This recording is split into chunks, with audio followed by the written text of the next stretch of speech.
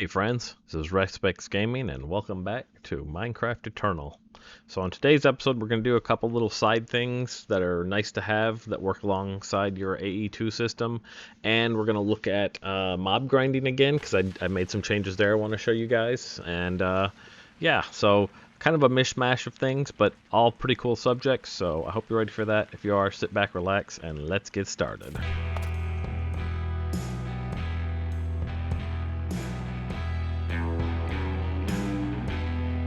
Alright, so the next thing we're going to craft are from AE2 stuff. There's a wireless setup kit, and there's a network visualization tool. The wireless setup kit is a network tool, which, easy enough, toss that back up in there. And then we do another wireless receiver and another engineering processor, and now we have that. And then a network visualization tool looks like that. Now, I have not used these, so let's see if we can do... There we go. So if you right click on that, you can see where your network's at. And you can see, looks like how many connections. So at this point we have 3 connections from this point forward. There's 1, there's 2, and then 3 over there. And so this is pretty cool because you can really get a view of where your network is and what's going on with your network, right? Alright, and so if we shift right click, how do we get rid of it? Left click.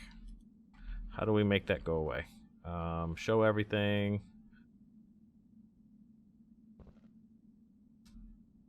Oh, I guess we probably got to click on the network again too. Visualizing network at this point. Yeah, hold on. Let's see, how do we get rid of this? Actually, I think you just change out of it. Yeah, so as long as you get the tool in your hand, you see it. But if you don't have it in your hand, you don't see it. And then I think if you shift mouse wheel, yeah, shift mouse wheel will change to different modes. That's just the channels. That's channels and nodes. That's P2P links, which we're going to do in a second. There's everything again. So I kind of really like this because it gives you a very good idea of what's going on with your network. You can chase around without breaking blocks out unnecessarily. So that's pretty awesome. The next thing is going to be this wireless setup kit. And what that's going to do is we're going to use these wireless controllers, okay? And we're going to put this connector here on this guy. And we're going to put this connector here. And we are going to take this wireless setup kit and we're going to right click on him and we're going to right click on him, okay? So those two are now bound together. And we're going to get us some glass cable. Right, let's get some glass cable. And then let's go ahead and make another crafting terminal, because we'll want to put another one in other places. The good thing about this is you have access to everything. Where you want crafting terminal, this guy here. Do we have enough to make one? We do not. Alright, so let's make another terminal. Then we can make a crafting terminal. Alright, and then we're going to come here and we're going to take this and I'm going to connect this like this, and I'm going to put this right here. And now we're going to open this up, and oh my god, we have access to everything. And this is not actually connected to any hard line anywhere. What it is that because we connected this wireless connector to this wireless connector, he now is a channel off of that line. So you can, instead of the way I did this before, which, mind you, I didn't realize that we could do that. These are AE2 stuff is new for me. We didn't have to run those all the way up there. I don't know what the range on these are. Power used is 47 AE per tick, it says. You got to keep in mind that you want to keep an eye on your power as you're setting all this up, because it could completely change. As long as we've got a buffer, I'm happy. But that buffer goes down to 0, we start using energy. So I want to make sure that we're not using more than we're making. But anyways, so you could set this up completely wirelessly. Have that set there. You could have wireless guys around the place, and they could give you your access the way you wanted. So that's really neat. So like you could even put these in the ceiling, and we might do that to save power. We'll make a bunch of these access points. We'll put these in the ceiling, and then connected off of them we'll have access points, giving us wireless access everywhere, which would be kind of cool. I think that'd be kind of cool. But there's a main reason I wanted to show you this first, because I have a use for it that's going to be really cool. So I'll be right back in a moment when I set up for that. Okay, so this is the line underneath our upstairs that powers everything upstairs. I'm going to put one of these access points, these wireless access point connectors here. I'm going to take our wireless setup guy. I'm going to, pick that up. I'm going to right click, I'm going to bound him, and then this is right underneath all of our crafting things here. I'm going to put the other one right here, and we're going to bind to him. So those two are connected together. We now have connection to our network via wireless right there without running a bunch of extra cable. Okay, and what I've got going here, so this is a separate thing, is I've made 2 ender chests. One that goes into this guy, goes onto this guy. He repairs the things he repairs. It goes into this guy, and then it goes down to this guy. And these are 2 separate ender chests. Okay. I guess technically we could have done them the same, but I don't know how that would have worked. And now we made 2 ender pouches to match those ender chests. And an ender pouch, if we look at our, where's my wireless? Boom, boom. An ender pouch, if we do that, not pouch. An ender pouch is really just some blaze powder and some leather, ender pearl. And what you do is you take one of these and you right click on an ender chest with them, and it binds them to that chest. So I have this guy and I have this guy, and this one is bound to that, and this one is bound to that. And the way this works, the way I set it up, I also put them on a anvil, and I named them. So this is repairs in, this is repairs out. The way this works is when I'm out in the field, I'm doing something. Let's say I need to repair something. I want to get my player launcher repaired. I can take these 2 bags, I can toss him into the in, and then I can open up the out. After a few minutes, it will, once that's done, let's see, this is one of those slow repairing things. Give it just a second here. But once it's done, he's going to output into that chest. I can get my repaired tools out here. The other thing that's great about this are these are things that you can use for emergencies, which is I got lost in another dimension and I ran out of infinity power, for example. So that's the thought I have here. Okay, so this next part gets tricky, and I'm going to take it slow so you guys understand what's happening here. So we have that wireless connector. I've thrown a wireless access point on it, so we're not using our infinity cards, our infinity energy, because we'd be way out of range right now. As long as you're within range of your network, you won't use infinity energy. So that's why that's there.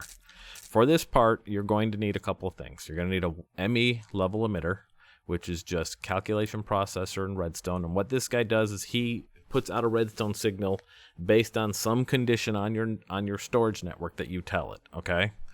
You're also going to need a crafting card, which allows different parts to automatically kick off crafting jobs for you, which we'll get into. And we're going to need a redstone card, which lets something read redstone signals. So I've made those, and you can see they are just basic card in a crafting table or basic card in a redstone torch. Nothing too difficult here.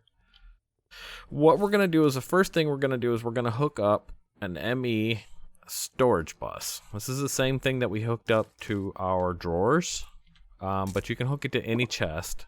And what that does is that tells the network, hey, I might be storing something in here. Okay. So right now you can see on our network, if we look for infinity cards, there is one on the network, and we take him out. Okay. Now there is none on the network. Okay.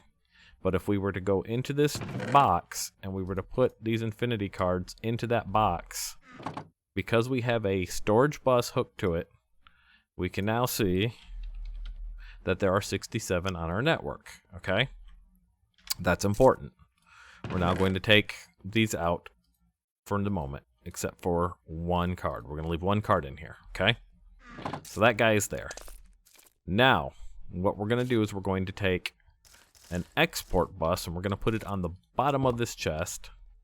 And we're going to tell this export bus that you're going to be exporting infinity cards out of the network and into this chest, which Right now it won't do anything because this chest is in our network, because we've told this chest to be in our network. So if we put this here and we take this glass cable, right, and we hook it straight up here, it will do nothing because this is our network. There's nothing to export, so it's not going to do anything. It can't export from itself to itself, so it's not a thing. Okay? But what we'll do is we'll take this. Let me break this out real quick.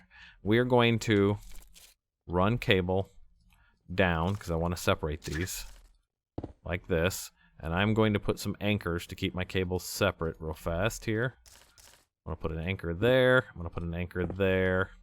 And I'm going to put a cable going this way. And this cable is going to hook back to the wireless access point. And I'm going to put a cable anchor there to keep these from connecting. Okay? So this is now all hooked up. If we look on our network, we should see 67 of these guys on our network. Infinity, 67 of them. Okay, cool. Now what we're going to do is we're going to put a cable here. And he's not going to hook to anything because of these anchors, which is good because then we can take that level emitter that we made, that redstone level emitter, and we can pop it right there. Okay? Once that's there, we can take this anchor out because it's not connected this way, but I just like to be able to see it. And what we're doing is we're aiming this redstone emitter at this export bus because we're going to use a redstone signal to trigger whether or not we're exporting or not, okay? So if we go into the level emitter, what we can do is we can put an infinity card. Let me get one of those infinity cards out real fast. And we're going to tell this that you are going to emit a signal when levels are below 1. I want a signal anytime there's no infinity cards in my network, okay? So right now he's not active. But if we take all of these out, he goes active. And it's kind of hard to tell, but if you kind of look at it when I'm in here, see here it is right here. If we take one and we put it in there, he drops backwards. We take him out, he goes forward a little bit, see? So he's not emitting right now. Now he's emitting, okay? And that's what we want. We want it to give us a signal anytime there's not at least one infinity booster in our network. And in this case, that's going to be this box. So as long as this box is empty of infinity boosters, give me a signal. And while we want that signals, we're now going to go into this export bus, and we're going to take two things. We're going to take the redstone card first. We're going to put the redstone card there, and we're going to tell the redstone card, you're only active when there is a signal, okay? So right now, he's given a signal because there's no cards. So he becomes active when this thing is empty. That's what we want. Give me a signal when he's empty, become active. All right, and so at this point, he would export into this box. But because we're going to be using this box to store our infinity cards, what we're going to actually do is we're going to put a crafting card in there too, okay? And the moment we put this crafting card in there, what's going to happen is it's going to kick off. It's going to recognize, hey, I have a crafting card. I need to craft whatever's in here. So I put the crafting card in there. He's going to craft that. He's going to say, give me that. The system's going to go automatically craft a new card. And then the export part of the export bus is going to stick it in this box. Once it's in this box, that signal is going to shut off, and then he's going to stop doing anything. And that's a way that you can keep a single, at least one infinity booster in that box at all times, okay? That will make sure there's always at least one infinity booster on our network, and it's going to be available in this box. So let me take that crafting card. Before we do that, actually, we got 64, 65, 66, 67. All right, that's how many we had, right? 67. We've got them all in my inventory. So let's put the crafting card there, and then give it a second because it's going to automatically craft it. Boom. Now there's one there. He shuts off. He shuts off. We can take that out. I've got 68 now. Give it a few minutes. He shuts off. He's there. He's there. Now, why did we do this? If we're out in the field, if we're far away from base, if we're in another dimension, we're wherever, and our crafting terminal, our wireless crafting terminal, runs out of juice. Okay? So let's just go ahead and put all of this in that guy. So we have no infinity cards anywhere except for one. The thing is, we run out of juice, this thing dies. We can't get to our network anymore. But because we have the bag, where'd you go? The pouch for repairs out, which is that box, that guy, I can open this guy up. I can take him out, right?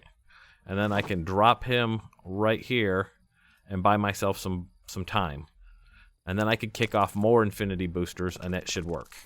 So that is our emergency system to make sure we've always got juice for this wireless crafting terminal, no matter where we are in the game. And that'll be good for us until we get the creative terminal. Once we get the creative terminal, not a big deal. But until then, we now always have access to an infinity card because we're always creating one and always exporting it onto the network. And it should always be in that box. You can see it on the network now because I have juice. There's one card on there. And you can get to it without power in this ender pouch because it's in that chest. So there you go. So another thing that I have set up is this export trash guy. And this will keep my network from filling up with this kind of crap here. So you can see I've already placed some things in here. So I'm going to add like the golden shield there, the iron shield there, and then each one of these export buses, there's 3 export buses hooked up here. We'll probably do a 4th one here in a second. They have 2 capacity cards to give me the full 3x3. They have an acceleration card to make it faster, and they have what's called a fuzzy card. And a fuzzy card is really no different than the other cards. It's just a little bit of a different recipe. Looks like that basically, with some wool and an advanced card. And what that does is that allows it to match based regardless of damage level. So you can set like I only want 50% match, or I only want 20% match, or whatever. I have it match any. That way, regardless of that, it shows up. You can see here I've got chainmail and I've got glowstone. And I put a vampire blood in case it shows up in the main network. So we're gonna match up a bunch of this stuff here, like these. There's iron. We did those 2, right? Yeah, okay. And then we'll put iron shovel in there. And then I'm gonna put iron pickaxe, iron hoe, iron knife, iron cutlass, and iron sword in here. And now these will, all that crap gets thrown away basically. Yeah, you could hook it up to smelt it and do different things like that, but I'm not hurting for iron.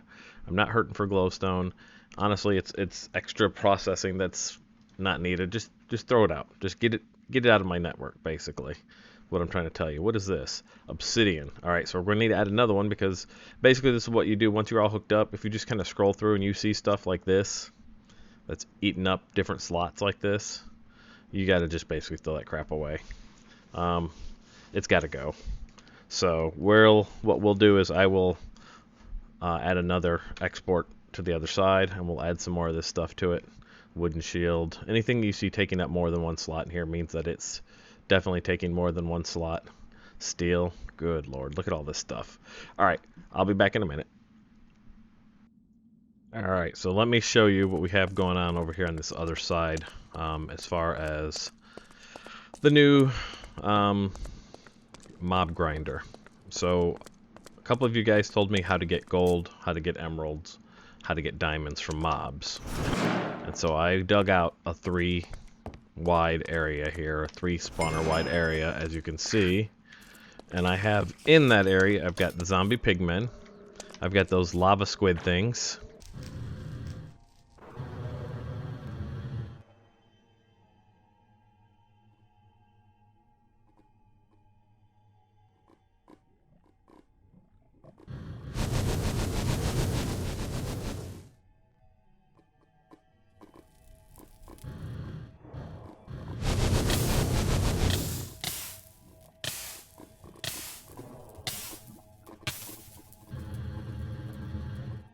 and I've got goblins.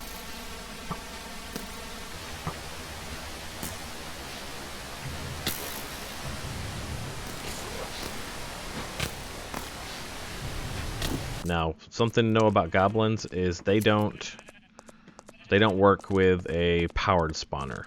Once in a while you'll get a mob in the powered spawner and you'll get a message above it that says blocked by another mod. And so if you see that, you know that you can't use the powered spawner there. What you can do though is use the mob duplicator from Industrial Foregoing. You just have to feed it essence. But luckily, this guy here he collects essence as he kills sheep, right? This one right here. So this tank of essence, this is where it goes when they kill the sheep. And then what I can do is I can just pipe it underground back this way. We'll come over here, and then that goes into that. You can see the fluid pipe there. It goes up into that guy. So every time we kill enough sheep to get essence, it'll spawn a goblin or two, and then we kill them and we get emeralds. And so there's just more of this underground networking stuff you can see. Like there's the pipe there. I put a barrel there just in case it ever backs up, but it uses it faster than it can back up. So there is that. The other thing to note is it uses up power like crazy. So you have to be ready. How the hell did I get down here? Back this way. That's right.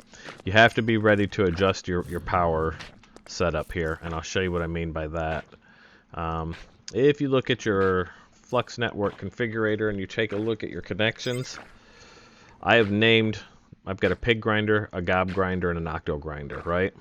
And you can see what the output is on those. That's minus 500 RF. That's 0 RF because unless it's spawning the goblin, it never goes up. And I think that actually is at most when it happens, it'll be like in the 80s maybe. And then this one is, I wonder which one that is. That's pulling 900 RF. I'll have to take a look at that. But then this one is 143, the octo grinder. So the pig grinder will take as much as you'll give it, it seems like, up to like I think 20,000. So what I've done is I've gone in and I've limited the connections. So if you look at that, I've limited this transfer limit to 500 on the pig grinder. And like the gob grinder, I've done limit of 500. They only get 500 per tick no matter what. The pig grinder just pulls it though. And if you don't limit this, it'll pull 20,000 per tick, and that'll start draining off your system. So you kind of want to be careful how much power you're allowing these to have. I've set up over here because I'm thinking about trying to find a way to build a self-contained power system that uses the stuff that comes out of the grinders to power it, but I haven't settled on anything yet. When we get there, I'll tell you about it. But I left this open so you could see basically everything from this 3 grinder comes down here into this box, and then we export into here using a filter all the golden stuff, and that goes up into this powered anvil, which repairs it, which then goes over here to this precision dropper, which spits it into here. You see I've got a smaller smeltery I built here, just a tiny smeltery, and all he is there to do is to smelt gold, and that way I could free up my smeltery up top. This one is really easy, just a 3x3 with 2 walls. It never gets any bigger. It doesn't even need to be this tall, but just in case. And all this stuff will get repaired, tossed in, smelted into gold, and then goes back down into this ender chest, which, as you know, gets imported into the network. And then we throw away the second priority, because remember, your priority level is what matters. So that's 10, this is 9, and that one over there is 1. So second priority, he gets all of this stuff. Any of this stuff that comes through gets thrown away. So I'm hoping to catch all of the stuff eventually and get it in here so that it gets thrown away before it even gets on my network. But we'll play with that as we go. And then, of course, anything left goes down this pipe and goes into here. And so eventually we're going to have some kind of like generator power system over here that powers this entire area and gets it off my network. I've been looking at some things. There's a thing called a rainbow furnace that requires you to have the 16 other furnaces from that mod. Let me look real quick. Or not furnace, I'm sorry, generator. Get off the cap locks. Generator. So you see all of these from extra utilities, there's 16 of them that they use different things.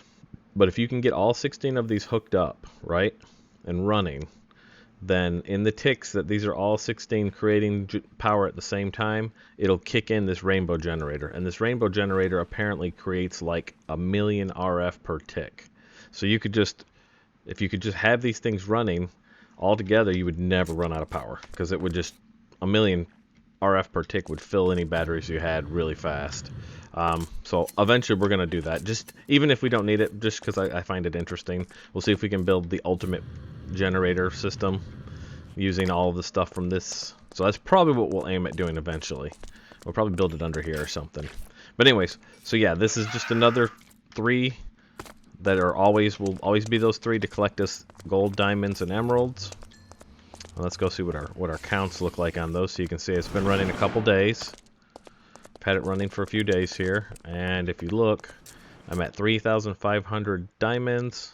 I'm at 171 emeralds. That's a little slower because, like I said, that requires essence to run. And then gold, of course, is way up there at 5,000. So good on supplies now. Good on supplies.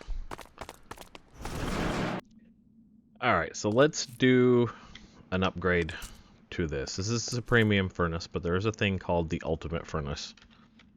That is supposed to be, well, the ultimate furnace, right? This guy here. And he takes this premium furnace, 3 blocks of supremium, some wither skeleton skulls, and nether stars. Well, I just went down and killed the wither a couple of times in my little trap there. So we have now nether stars. We've got 4 on tap.